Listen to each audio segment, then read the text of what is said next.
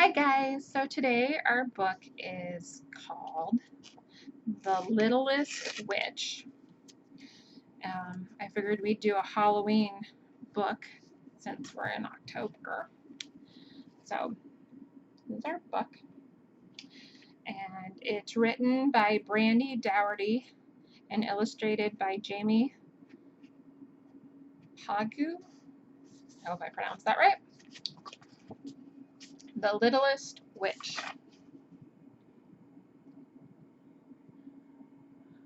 For little girls everywhere, dream big even if you're the littlest. Wilma was a witch. She lived with her family in the mistiest part of the spooky woods. There were many witches in Wilma's community, but Wilma was the littlest one. It was almost Halloween, and Wilma couldn't wait. Last year, she was too little for the broom flying demonstration at the Halloween bash. This year, she knew she'd be ready. But practice didn't go as planned.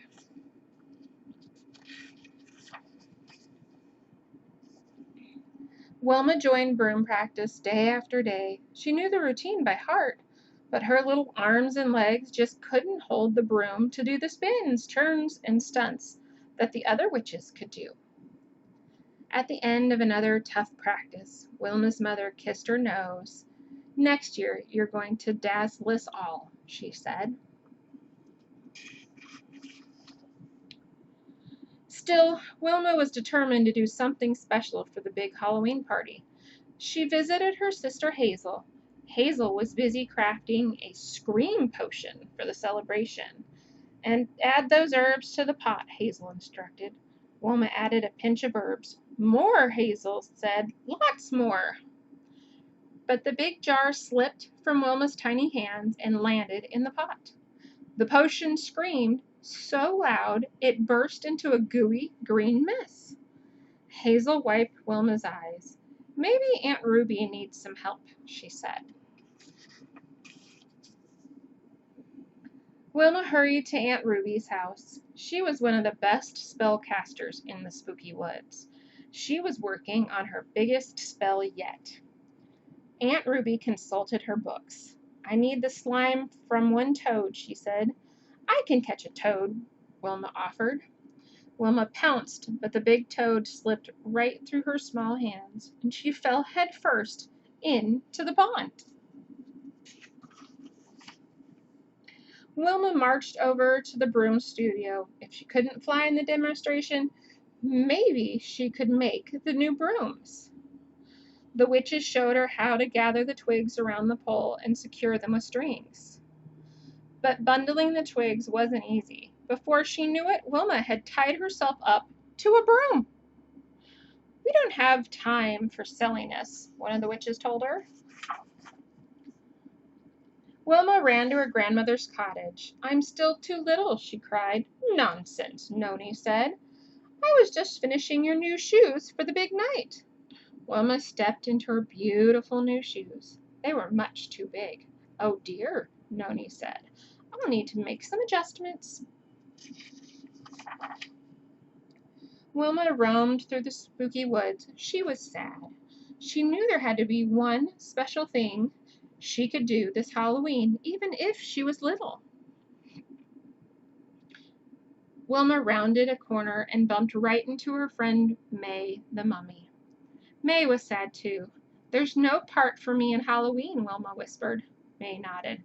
"I was ready to do the mummy dance this year, but now my family is stuck home with the monster mumps." "At least we can go together," Wilma said.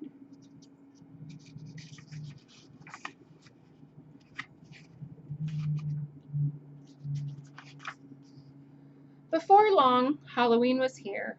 All of the spooky woods joined the party. There was dancing and magic and yummy food and music.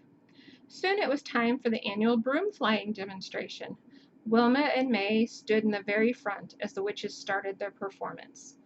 But the witches looked confused. They all flew in different directions. The crowd got quiet. "The director is missing," Wilma gulped.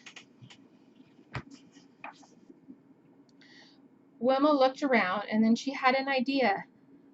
Quick, May, give me a boost. May helped Wilma climb onto her shoulders. Now she was very tall. Wilma got the witches' attentions and began conducting the routine. The witches lined up and started again, following Wilma's directions. The broom flying performance finished with a flurry of spins and dips. Everybody laughed and gasped and clapped and cheered. The witches stole the show with their fantastic demonstration, all thanks to Wilma and May. Once again, Wilma and May proved that being little can be big fun, but it's the magic of friendship that makes it even sweeter. The end. I think that's a really cute book about Halloween and sometimes having to find neat ways to do things, even if we're too small. Bye, guys.